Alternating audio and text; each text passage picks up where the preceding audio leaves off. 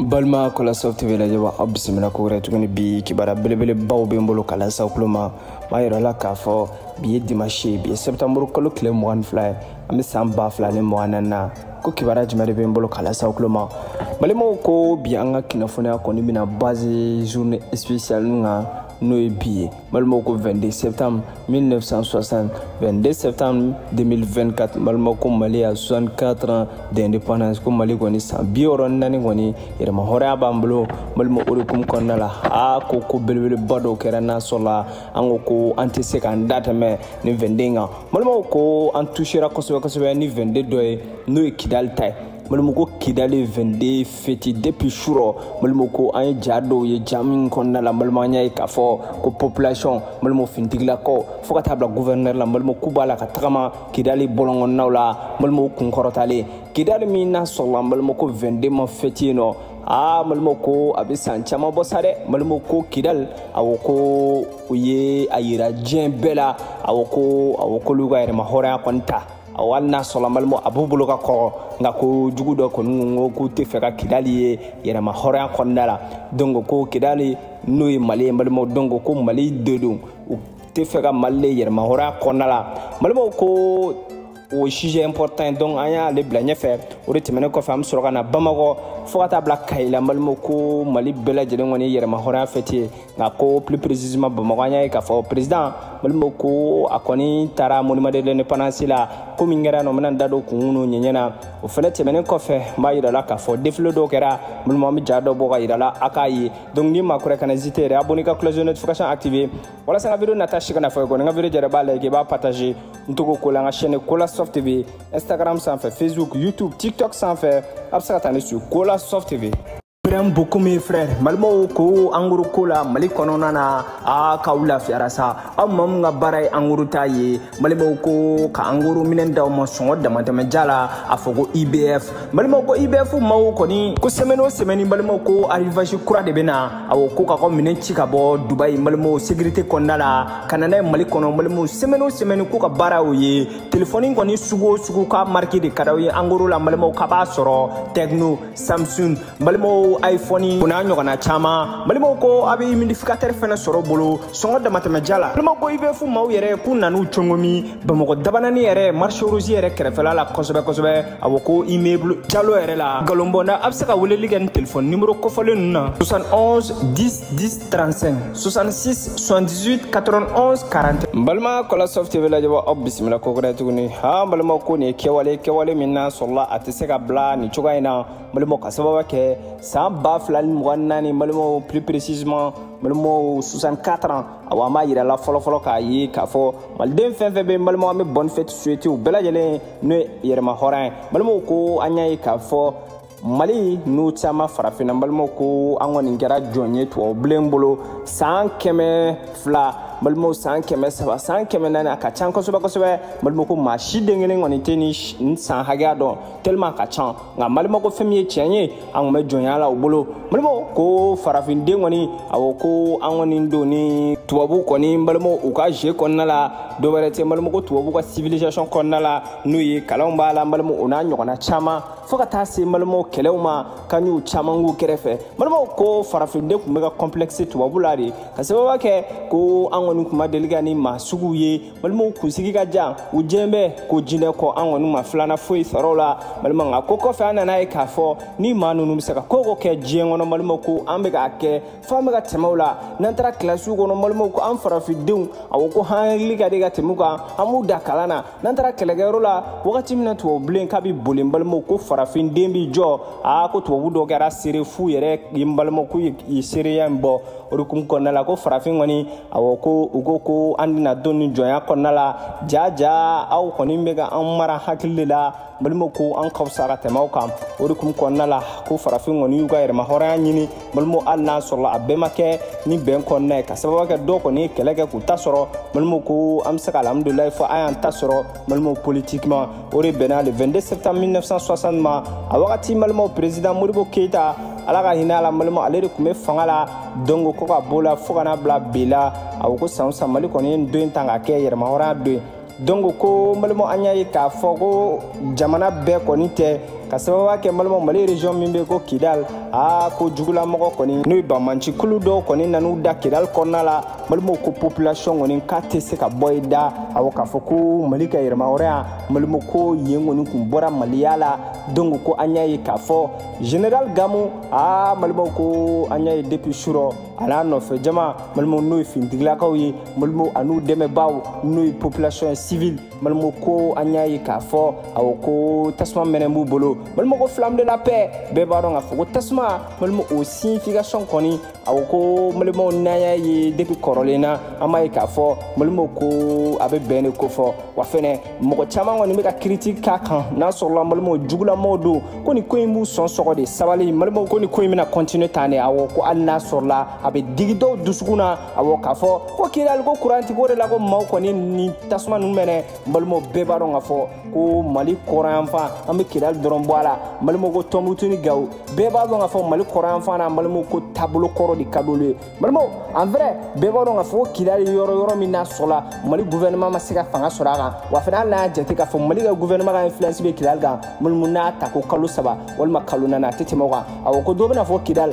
awɔ jugulamɔgɔ t'a dɔn k'a fɔ ko hali Bamakɔ an sigi bɛ yɔrɔ min na malimo ko courant bɛ tigɛ yan nɔ donc ko Kidal tɛ bilen c'est pour montrer au monde k'a fɔ ko an ko Kidal bɛna segin Mali taya la hali n'a sɔrɔ a ma deli ka bɔ a la malimo ko an bɛna mabɔ Kidal la ni k'u kɛ bolokɔfɛ fɛn malimo ko tɛ dɛ ayi dɛ malimo ko degun bɛ mɔgɔ kelen ka Kidal dɛ o degun kelen m'an ka Bamakɔ yan nka ko malimo an b'a ye k'a fɔ o ma Kidalikaw bali ka nin tasuma ninnu minɛ k'u ka kari kɔnɔnaw kɔni malimo ni k'u nisɔndiya n'a ye malimo ko yɛrɛma hɔrɔnya kɔni fɛti don donc ko m'u bali wa fɛnɛ malimo ko an b'o yɔrɔ kɔni kɛ point bila i kunna aw ka se k'a faamu donc o de tɛmɛnen kɔfɛ ko dugu jɛlen ko Kidalikaw fɛnɛ malimo k'u ma da o yɔrɔ ma malimo ko tilala k'u labɛn ka fini kurakuraw la malimo ni ka défilé belebeleba kɛ Général Gamu malimo a b'a yɛrɛ ye cogo min na malimo k'a yɛrɛ bɔra malimo ko Kidal karikɔnɔna kɔnɔ minɛ malimo ko ka yɛrɛma hɔrɔnya ni k'a yira diɲɛma la awɔ ko aw de tun tɛ fɛ awɔ ko an bɛɛ ka kɛ kelen aw de tun tɛ fɛ Mali bɛɛ malimo ko a bɛɛ ka fara ɲɔgɔn kan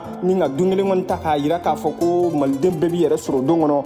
k'a filɛ nin ye koyi malimo ko nin ko in diyara bɛɛ lajɛlen ne b'a dɔn ka ban Kidal dɔrɔn tɛ malimo ko Mali bɛɛ lajɛlen awɔ ko an b'a ye k'a fɔ nin kɔni ye 22 kɔni point malimo Kidal kɔnɔna la o yɔrɔ la an tɛna gɛlɛya bilen malimo an bɛ nana Bamakɔ yan nɔ awɔ ko Assimi Goïta n'o ye son excellence colonel Assimi Goïta malimo Mali président do an filɛ yɔrɔ min na ko bi awɔ ko sɔgɔmada in na awɔ ko a n'a ka délégation kɔni wulila malimo ni k'u kunda monument de l'indépendance kan monument de l'indépendance min n'a sɔrɔ o ye Mali indépendance symbole ye malimo k'u sera nin nɔ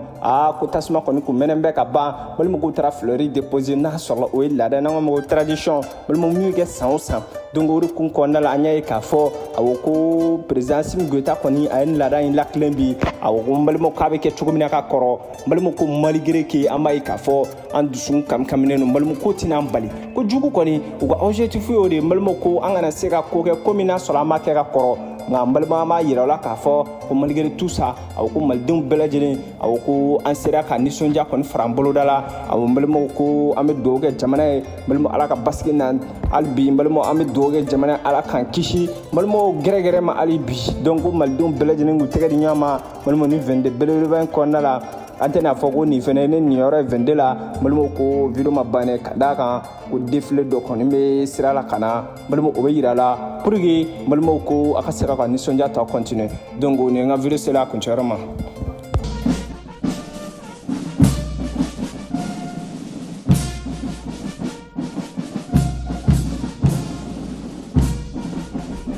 La transition, après le salut au drapeau, l'exécution de l'hymne national, précédée par le dépôt de gerbes de fleurs sur la stèle du mémorial militaire, procède en ce moment donc à la revue des troupes, rendant donc des honneurs militaires. Et juste après, le chef de l'État va s'installer pour suivre le défilé militaire. Vous l'avez dit, hein, c'est un cérémonial militaire. Ni ye kɛlɛdenw ka ɲɛnajɛ dɔ ye nka ɲɛnajɛ in kɔni dugubila ka fisa laadawuli Ibrahima dugubila ka fisa laadawuli ye jamana bɛ bolo min kan o de y'a to ko in b'a kan ka kɛ nin cogo la n'o tɛ a ka di jamana faamaw ye ko wɛrɛw ka kɛ ko in kɔnɔ min tɛ nin si ye nka ça m'a beaucoup abri min tribulo ibe a préparé noé au delà de ma nyama noé fondera fanga kotike ko la rasmi gueta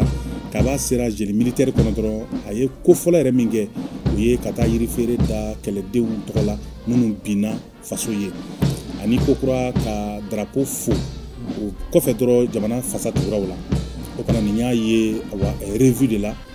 kabi sogoma kabi ya fo chukuna kabi kunungo fo kana sisama ni mbara kele de besena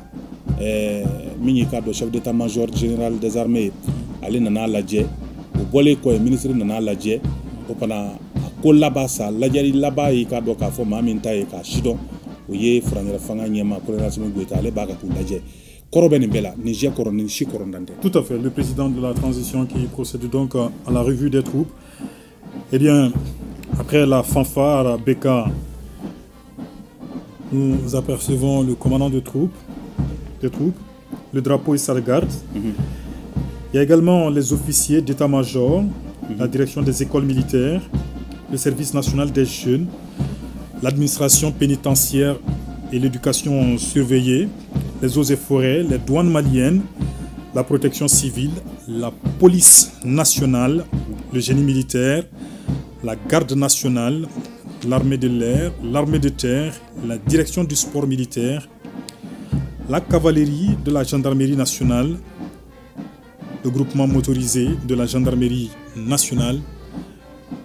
Ce sont ces différentes unités qui vont défiler devant le président de la transition et ce sont ces différentes unités qui rendent en ce moment les honneurs au chef de l'État. Nana sona ni nin bɛɛ baara tuma min na furancɛla fanga ɲɛma bɛ t'i sigi n'a sigira ka fɛrɛ sa o kɔrɔ i k'a dɔn k'a fɔ défilé bɛna daminɛ fanfare bɛ tɛmɛ fɔlɔ n'o ye awa i k'a dɔn sɔrɔdasi dunun fɔbaw ye ni olu tɛmɛna tuma min na min ye k'a dɔn awa kɛlɛbolo ɲɛmaw ye n'o ye commandant des troupes olu bɛ na n'olu bɔra yen drapeau ni a kɔlɔsiba olu bɛ tɛmɛ n'o tɛmɛna ka ban min ye k'a dɔn k'a fɔ officier d'état-major ye olu ye sɔrɔdasi jalatigibaw ye olu fana bɛ tɛmɛ n'o tɛmɛna ka bɔ yen awa lɔgɔli sɔrɔdasiya kalansow olu ka awa ɲɛmɔgɔyasow fana bɛ tɛmɛ n'o bɔra yen waati min na denmisɛnw ka yɔrɔ n'a wele ko service national des jeunes SNJ o fana bɛ tɛmɛ n'o bɔra yen kasobo baarakɛlaw fana bɛ tɛmɛ n'olu tɛmɛna an ka ji ni kungo sigida lakanabaw n'o ye eaux et forêts ye olu fana bɛ tɛmɛ n'olu bɔra yen tuma min na jamana sɔrɔ yɛrɛ wagande sigimɛ minnu kɔrɔ waati bɛɛ n'o ye dugaɲɛw ye olu fana y'i ka dɔn k'a fɔ dama sɔrɔdasiw ye olu fana bɛ na n'o bɔra yen awa an tulomagɛnbaw ka don an ni kasara cɛ walama ni kasara nana minnu bɛ na an nɔfɛ o ye protection civile ye dugu kɔnɔ olu fana bɛ na n'o bɔra yen police nationale n'o ye an ka dugu kɔnɔna basigi kɛbaw ye olu bɛ na n'o bɔra yen waati min na sa awa unité de soutien ni o ye sɔrɔdasiya ni a bolofara dɛmɛbaw ye olu fana bɛ na gendarmerie nationale bɛ tɛmɛ génie militaire bɛ tɛmɛ min ye k'a dɔn k'a fɔ garde nationale olu fana bɛ na sanfɛ kɛlɛdenw n'o ye armée de l'air ye ani duguma kɛlɛdenw armée de terre olu bɛ na min ye k'a dɔn awa an ka sɔrɔdasiw ka farikolo ɲɛnajɛkɛlaw direction du sport militaire olu fana bɛ na awa an ka sɔrɔdasi sotigiw bɛ na n'o tɛmɛna ka bɔ yen awa min ye mototigiw ye bolimafɛnw olu fana bɛ tugu o la o de bɛ kɛ k'a ko kunjɛ ni ala sɔnna. Très bien, Beka. Et ce défilé va, comme nous l'avons dit, débuter avec l'état-major interarmes. Il est constitué d'officiers de chacune des composantes des forces de défense, de sécurité et paramilitaires. Ok. Au bas on défie Kulukoro. Emia Tewa. Vous êtes Emia Ewa? Non. On est Emia Tekele? Non. Emma. Voilà, Emma avec Kulukoro. Allez ni Emia Beladjele be Yorokelena. Centre Bouakar Sadasila. On va envoyer Kulukoro. Nyanangulu est référé. Après l'état-major interarmé, Beka, nous allons apercevoir la direction des écoles militaires. Elle est chargée de coordonner les activités des écoles militaires, évaluer les formations, concevoir et procéder à l'harmonisation des documents relatifs à l'instruction militaire, organiser les concours et formations relevant de sa compétence. Elle est représentée à ce défilé par le Prytanée militaire de Kati, l'école des sous-officiers de Banankoro et l'école militaire interarmée. Chef de l'État, chef suprême des armées, les honneurs militaires vous sont rendus par la musique principale des armées, le drapeau et sa garde, l'état-major interarmé. des compagnies représentées par une section du Britannique militaire de Kati, une section de l'École nationale des sous-officiers de Banangoro, une section de l'École militaire interarmes de Koulikoro, une section de l'AMA SNJ, une section de l'administration pénitentiaire et de l'éducation surveillée, une section des eaux et forêts, une section des douanes du Mali, une section de la protection civile, une section de la police nationale, une section du soutien des armées, une section de la gendarmerie nationale, une section du génie militaire, une section de la garde nationale, une section de l'armée de l'air, une section de l'armée de terre,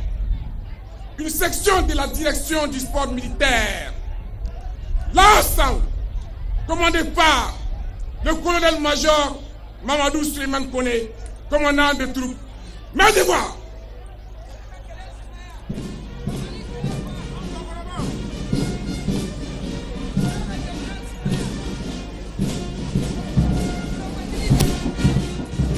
Mesdames et messieurs, le colonel-major Mamadou Souleymane Koné, qui est le commandant de troupes, c'est lui qui coordonne ce défilé. Hein. Et vous allez l'apercevoir, c'est lui qui va également ouvrir ce défilé tout à l'heure. Nala sonama défilé inko la treba bela jele de colonel-major Mamadou Koné, allez de kado PCT. Lui c'est Mamadou Souleymane Koné. Mamadou Souleymane Koné. Voilà, c'est ça. Opana ale de bena ningo imbela jele ko nudo nywana. Opana akumbaka ka ko bela jele de nyefo. Uni bolo fara fengo fen fara le do nywanga kanin ko imbela jele dlaka nya.